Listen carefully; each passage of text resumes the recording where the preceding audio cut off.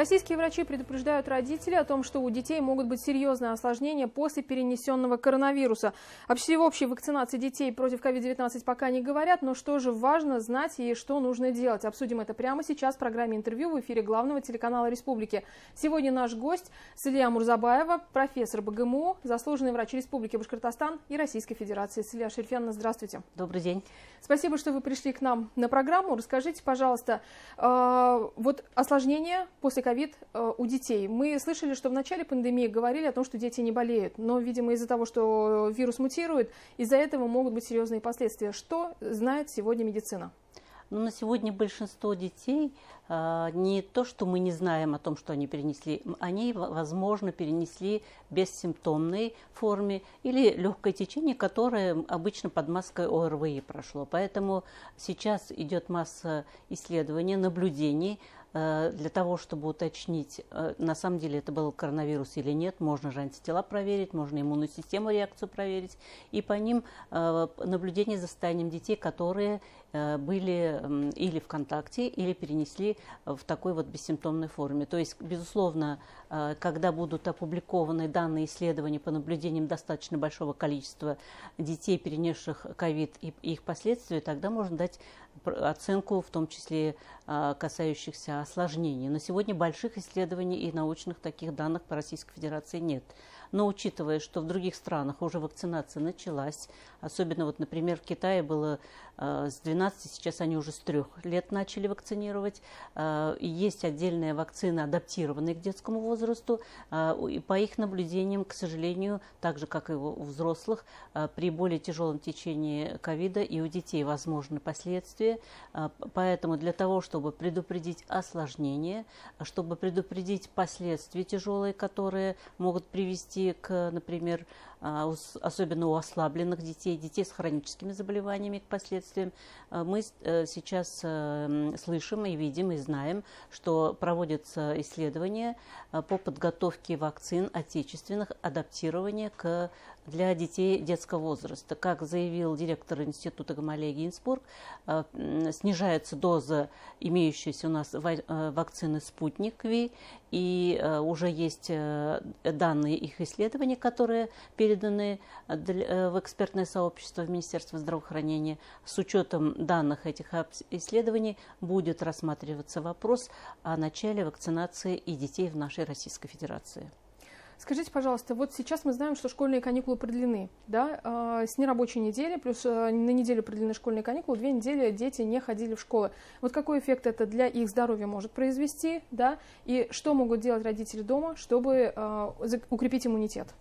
Ну, изоляция в любом случае одна из мер предупреждения инфицирования как взрослых, так и детей, поэтому это вполне оправданный шаг. Я считаю, что только будет польза от этого, но не исключаем, мы же не настаиваем на полной изоляции. Прогулки на свежем воздухе, активность, не за компьютером постоянное нахождение, прием витаминов, рациональное питание – это все вспомогательные методы, которые позволяют сохранить здоровье и в какой-то степени укрепить иммунитет.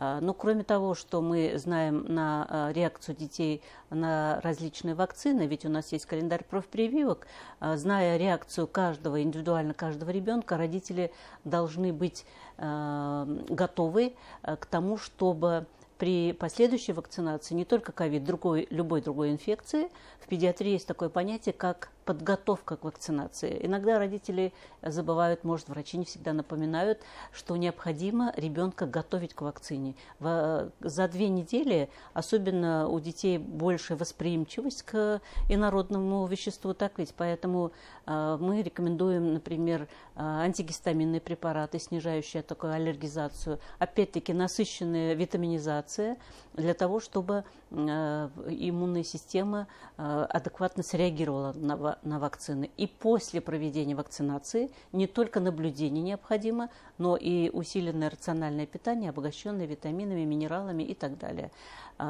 к сожалению, вот банальные вещи, про которые мы говорим, иногда забываются, а это и соблюдение водного режима, и режима сна, режима питания, чередования обучения и обычного ритма жизни. Это очень важный фактор. Если даже человек не высыпается, и ребенок тем более недостаточный сон, это тоже сказывается на иммунной системе.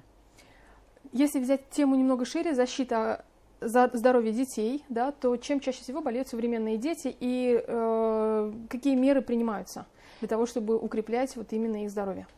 Но в первую очередь заболеваемость зависит от возраста детей. Безусловно, у детей раннего возраста до 3 лет чаще всего это вирусные инфекции, болезни органов дыхания, бронхиты, пневмонии и так далее.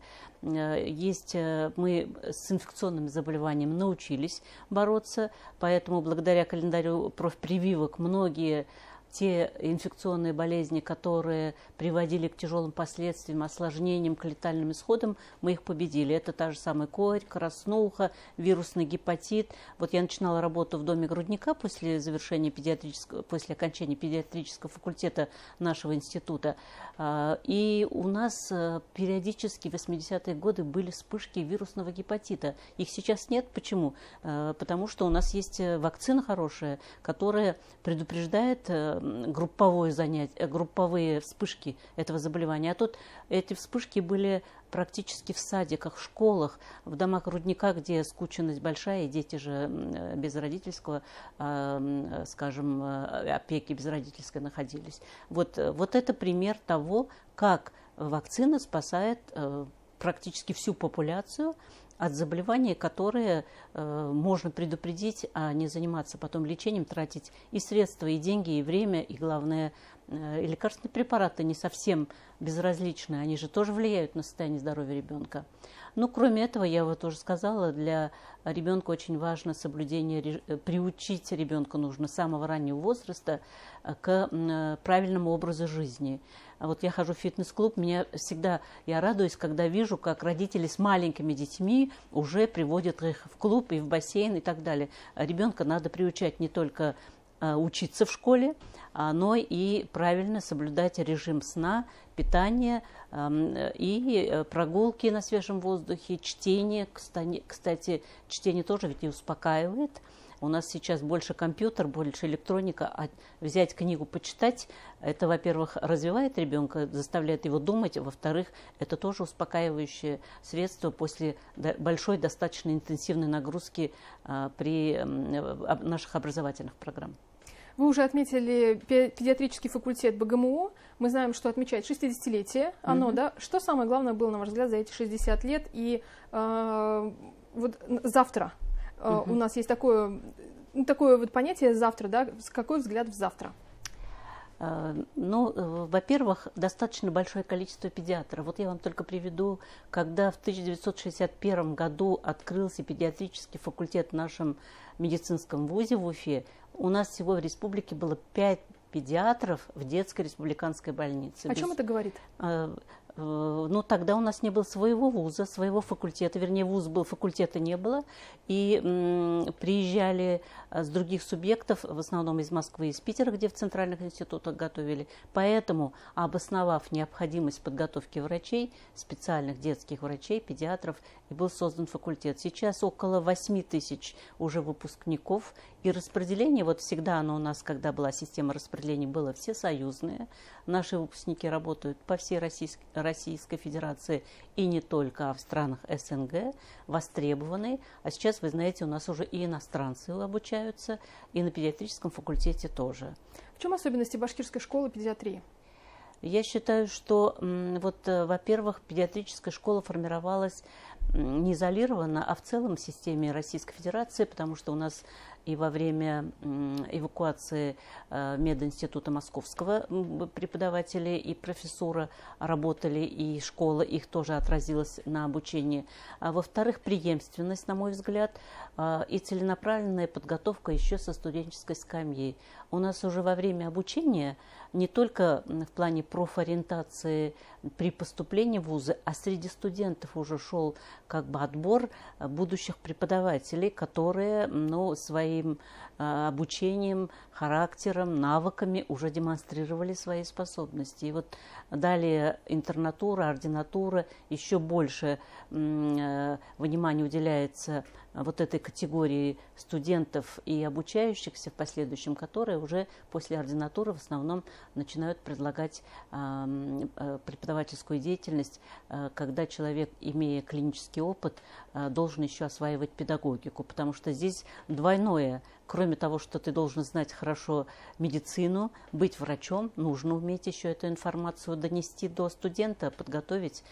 Поэтому не каждый может врач работать педагогом так же, как не каждый педагог может стать врачом. Есть ли какие-то изменения в целом в науке педиатрии, да, и инновационные технологии, насколько сегодня активно используются? Ну, у нас, вот если взять наш мединститут, постоянно вы видите сейчас, какие корпуса поднимаются буквально здесь на улице Заки-Валиди и Ленина.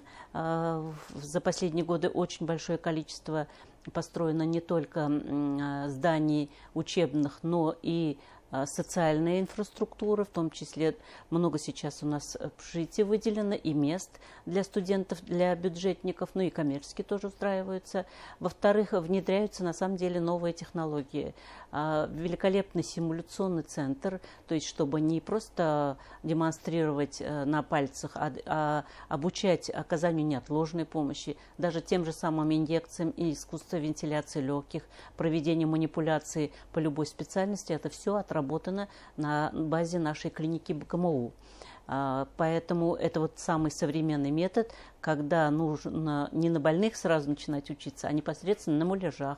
Это очень современный, соответствующий всем современным требованиям центр симуляционный, и мы гордимся, что он у нас есть. Не во всех медицинских вузах пока такие центры созданы. Ну, в вашем лице поздравляем коллег с таким юбилеем. Спасибо. Спасибо большое. Сегодня гостем программы «Интервью» в эфире главного телеканала Республики была заслуженный врач Республики Башкортостан Российской Федерации, профессор БГМУ Стылия Мурзабаева. Не переключайтесь, оставайтесь вместе с нами.